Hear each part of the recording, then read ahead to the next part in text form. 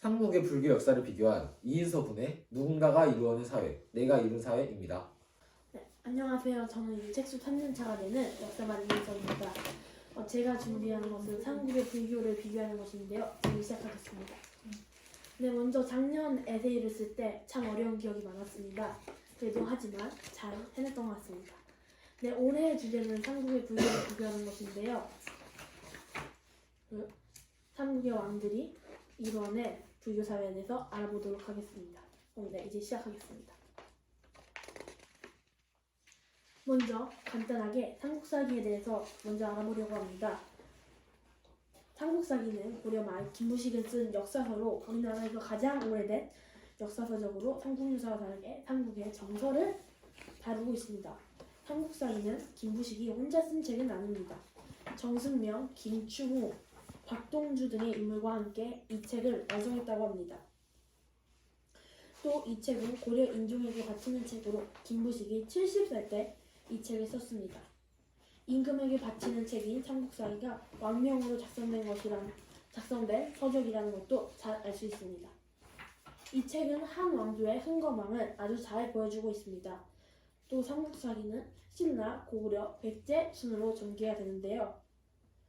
역사는 승자의 기록입니다. 패자의 기록은 사라집니다. 고려는 원래 고구려를 개성한 국가였습니다. 하지만 고려 중기 유교가 들어오면서 신라계 사람들이 높은 관직에 올랐고 이에 고려의 주도권이 고구려계 사람들에서 신라계 사람들로 옮겨왔다고 말할 수 있을 것 같습니다. 그리고 그 당시 신라의 기록이 가장 많았던 것도 그 이유 중 하나라고 생각합니다. 김부식 또한 신라계 사람들이어서 고려가 신라를 개성한 국가라는 것을 은근히 강조하고 있습니다. 가장 먼저 고구려를 비교해 보도록 하겠습니다. 네, 고구려는 소수림왕 때 불교를 도입했습니다.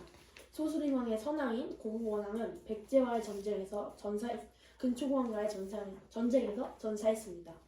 한 나라의 왕이 전사하고 고구려가 어지러울 때 왕이 오른 것이 바로 소수림왕이었습니다. 물론 소수림왕이 엄청나게 갑작스럽게 왕이 오른 것은 아니었습니다.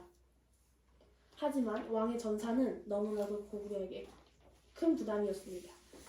그래서 소수림왕은 왕이 된 직후 법을 강화하여 왕권을 강화하는 한편 고구려의 국립학교인 태학을 세웠습니다.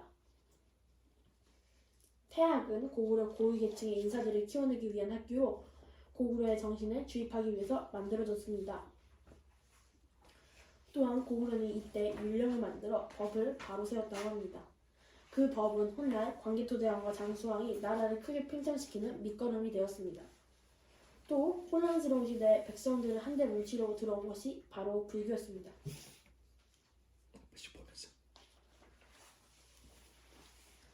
고구려의 불교는 전진의 왕에게서 불상을 받음으로부터 시작이 되었는데요.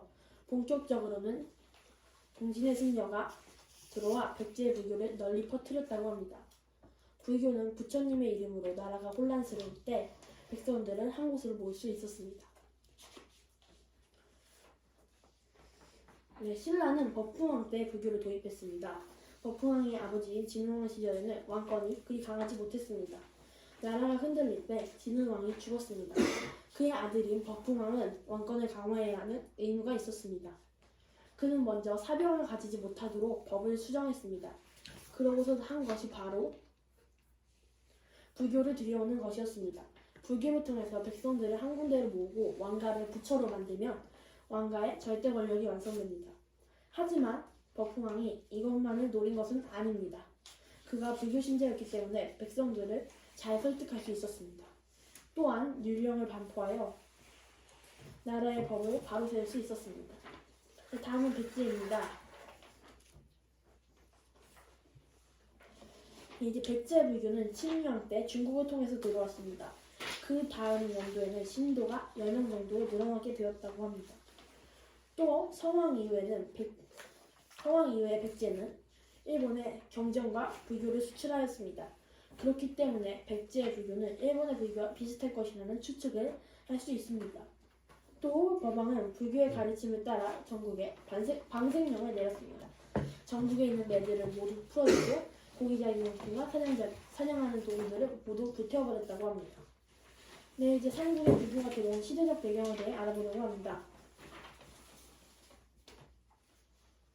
삼국시대에 불교가 들어온 시대적 배경은 주로 4세기 후반에서 6세기 초반까지 걸쳐져 있습니다. 이 기간 동안 다양한 역사적, 정치적 사건들이 발생하였는데요. 가장 먼저 한 것은 중국과의 교류가 있습니다. 삼국시대의 고구려, 백제의 신라는 중국과의 교류를 활발하게 이루어졌습니다. 특히 4세기 후반에는 중국에서 온 승려 마루보자를 만나고 고구려가 불교를 수용하는 듯 중국과의 문화교류가 확대되었다고 합니다. 삼국시대에 전해진 불교는 대체로 대승불교의 영향을 받았습니다. 이는 중국에서 건립된 대승불교의 사상이며 특히 석가모니불을 중시하는 특징이 있습니다.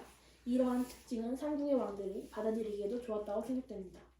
이러한 다양한 시대적 배경과 조건이 결합하여 삼국시대의 불교가 한반도에 전파되었고 국가적인 지원을 받으면서 성장하게 되었습니다. 네, 이제 결론입니다. 네, 원본은 색 더하기 좁을 참고해 주시기 바랍니다.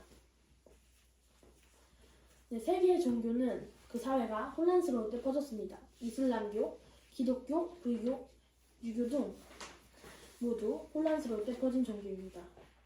불교는 앞서 설명했으며 이슬람교는 부족 사회를 통일시켰고 유교는 세상을 안정시키는 학문이자 종교였으며 천주교도 조선이 흔들릴 때 우리나라에 정착했습니다. 이로써 종교는 현 사회를 이루는데 아주 중요한 구성을 한 것으로 보입니다.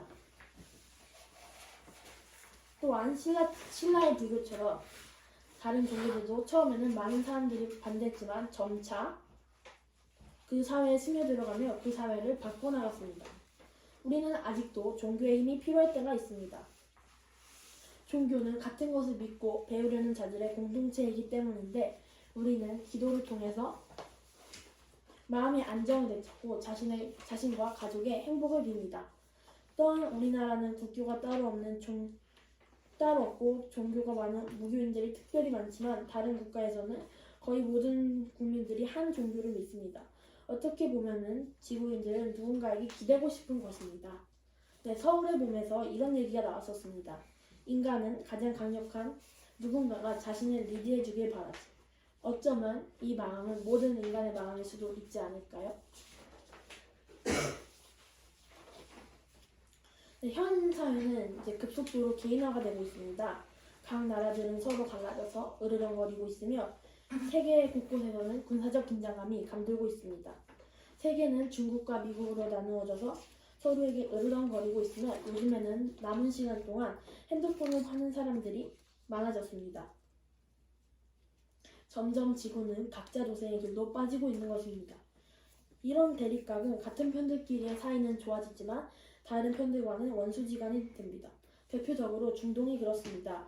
순위파 무슬림과 시아파 무슬림의 무장단체들은 서로 매일같이 싸우고 있습니다.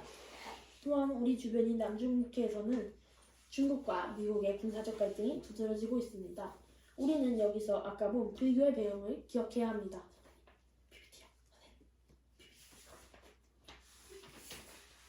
물론 그 공동체가 종교를 뜻하는 것은 아닙니다. 하나의 단체가 집권하는 것은 소수에게 악영향을 줄 수도 있습니다. 하지만 그럼에도 우리가 하나로 뭉쳐야 하는 것은 확실합니다. 불교에서도 보았듯 하나는 사람들을 모으고 이를 통해서 사회를 안정시킵니다. 이것이 바로 한국에 필요합니다. 세 나라 모두 각각의 사람들을 하나의 공동체로 모았습니다. 당장은 실현되기 어렵더라도 우리는 점점 더 하나로 나아가야 합니다. 이것이 즉 언에 가까워지는 것입니다. 하나가 만들어내는 대표적인 기적들이 있습니다. 바로 민주화 운동인데요. 존경스러운 이분들은 하나가 되어 용감한 일을 해내실 수 있었습니다. 하나의 힘을 잘 보여주는 대표적인 사례라고 생각됩니다. 또한 우리나라 국민들은 똘똘 뭉쳐서 지금의 대한민국을 만들어냈습니다. 하지만 지금은 나라가 분리되고 있습니다. 우리는 지금 다시 뭉치기 시작해야 합니다. 어떻게 하면 뭉칠 수 있을까 하고 제가 생각을 해보았는데요. 그래서 제가 생각한 것은 바로 존중이었습니다. 존중은 가장 우리가 뭉쳐질 수 있는 가장 큰 힘이라고 생각됩니다. 이 존중이 사회 전반에 깔려 있으면 우리는 하나로 뭉칠 수 있을 것입니다. 또 존중하지만 꼭 한마음으로 해야 하는 것들도 있습니다. 바로 환경 문제와 우리 문화재를 보호하는 것 같은 지구와 우리나라의 전통을 지키는 것들인데요. 이것은 누구도 빠짐없이 지켜야 합니다. 하지만 그렇게 잘 이루어지는 것 같지는 않습니다. 그럼에도 우리는 점점 더 하나로 나아가야 합니다. 비록 한 사람에 불과하지만 한 사람이 모인다면 더 큰 힘을 만들어낼 수 있습니다. 저는 이 글을 쓰면서 배운 것들을 2024년 그리고 더 나아가 제 인생에 녹이고 싶습니다. 감사합니다.